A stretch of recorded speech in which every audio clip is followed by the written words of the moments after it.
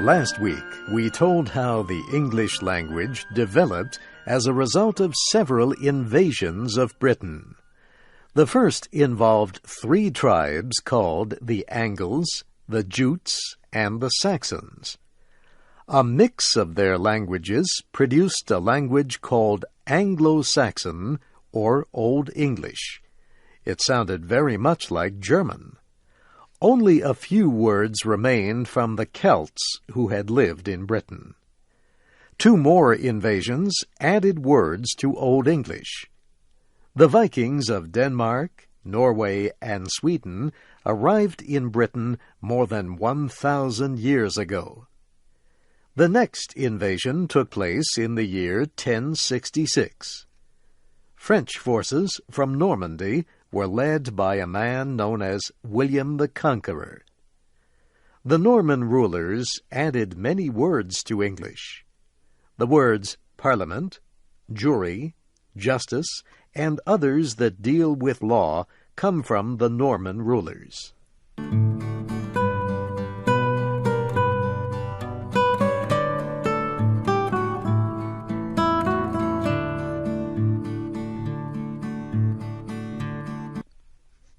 Over time, the different languages combined to result in what English experts call Middle English.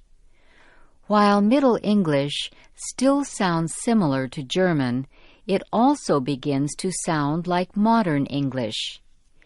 Here Warren Shear reads the very beginning of Geoffrey Chaucer's great poem, The Canterbury Tales, as it was written in Middle English.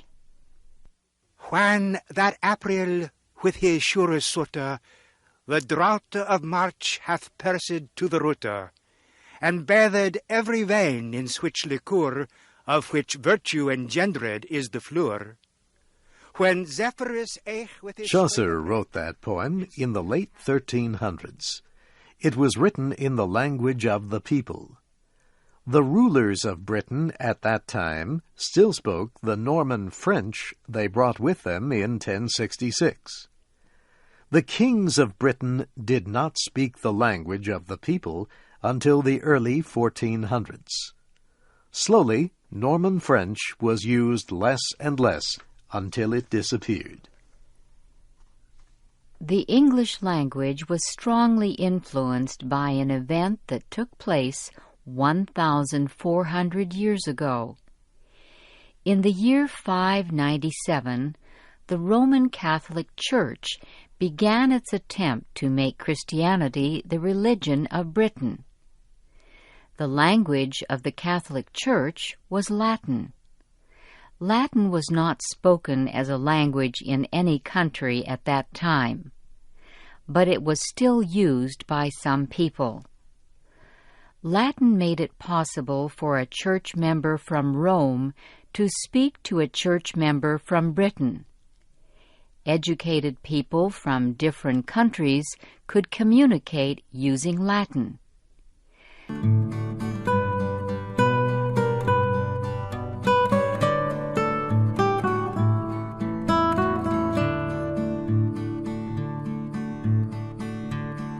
Latin had a great effect on the English language. Here are a few examples.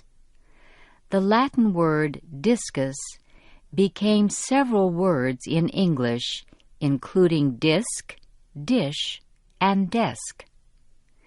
The Latin word quietus became the English word quiet.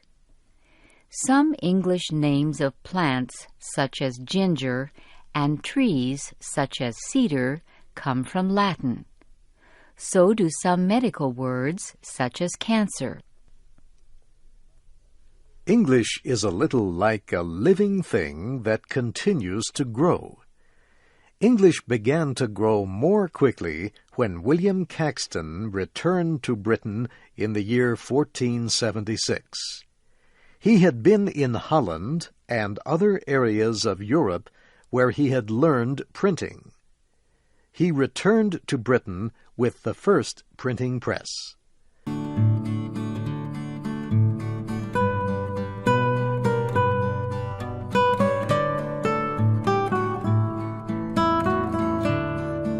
The printing press made it possible for almost anyone to buy a book. It helped spread education and the English language. Slowly, during the 1500s, English became the modern language we would recognize. English speakers today would be able to communicate with English speakers in the last part of the 16th century. It was during this time period that the greatest writer in English produced his work. His name was William Shakespeare. His plays continue to be printed, acted in theaters, and seen in motion pictures almost 400 years after his death. Experts say that Shakespeare's work was written to be performed on the stage, not to be read. Yet the very sound of his words can produce word pictures and provide feelings of anger, fear, and laughter. Shakespeare's famous play Romeo and Juliet is so sad that people cry when they see this famous story. The story of the power-hungry king, Richard III, is another very popular play by Shakespeare. Listen as Shep O'Neill reads the beginning of Richard III. Now is the winter of our discontent made glorious summer by this son of York, and all the clouds that lord upon our house in the deep bosom of the ocean buried. Now are our brows bound with victorious wreaths, our bruised arms hung up for monuments, our stern alarums changed to merry meetings, our dreadful marches to delightful men.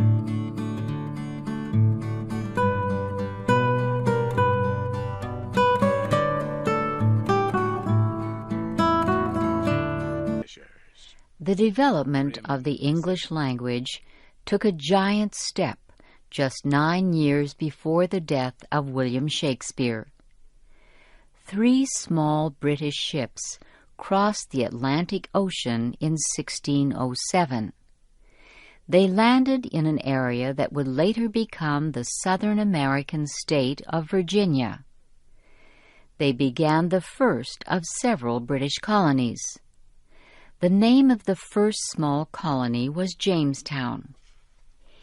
In time, people in these new colonies began to call areas of their new land by words borrowed from the native people they found living there.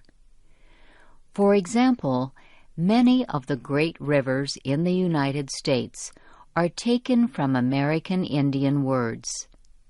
The Mississippi, the Tennessee, the Missouri are examples.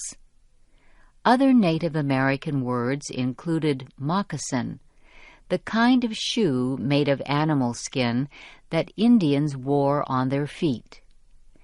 This borrowing or adding of foreign words to English was a way of expanding the language. The names of 3 days of the week are good examples of this. The people from Northern Europe honored 3 gods with a special day each week. The gods were Odin, Thor, and Freya. Odin's day became Wednesday in English. Thor's day became Thursday, and Freya's day became Friday. Britain had other colonies in Africa, Asia, the Caribbean, and India. The English language also became part of these colonies. These colonies are now independent, but English still is one of the languages spoken. And the English language grew as words from the native languages were added. For example, the word shampoo for soap for the hair came from India. Banana is believed to be from Africa. Experts cannot explain many English words. For hundreds of years, a dog was called a hound. The word is still used, but not as commonly as the word dog. Experts do not know where the word dog came from or when. English speakers just started using it. Other words whose origins are unknown include fun, bad, and big.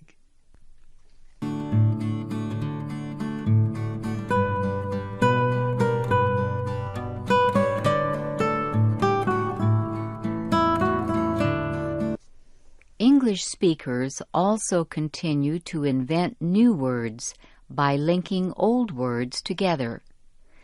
A good example is the words motor and hotel.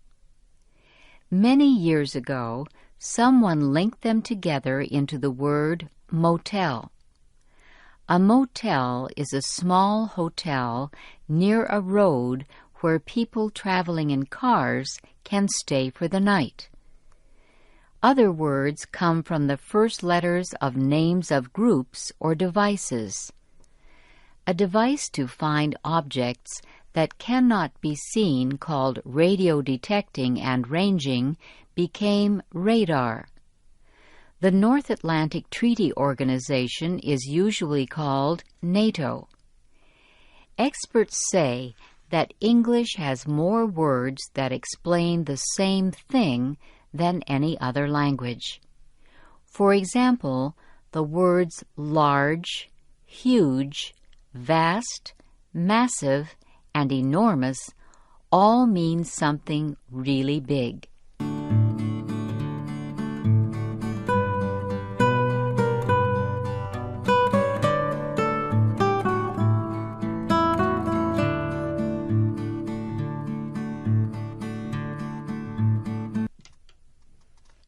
People often ask how many words there are in the English language. Well, no one really knows. The Oxford English Dictionary lists about 615,000 words. Yet the many scientific words not in the dictionary could increase the number to almost 1 million. And experts are never really sure how to count English words. For example, the word mouse. A mouse is a small creature from the rodent family. But mouse has another very different meaning. A mouse is also a handheld device used to help control a computer. If you are counting words, do you count mouse 2 times?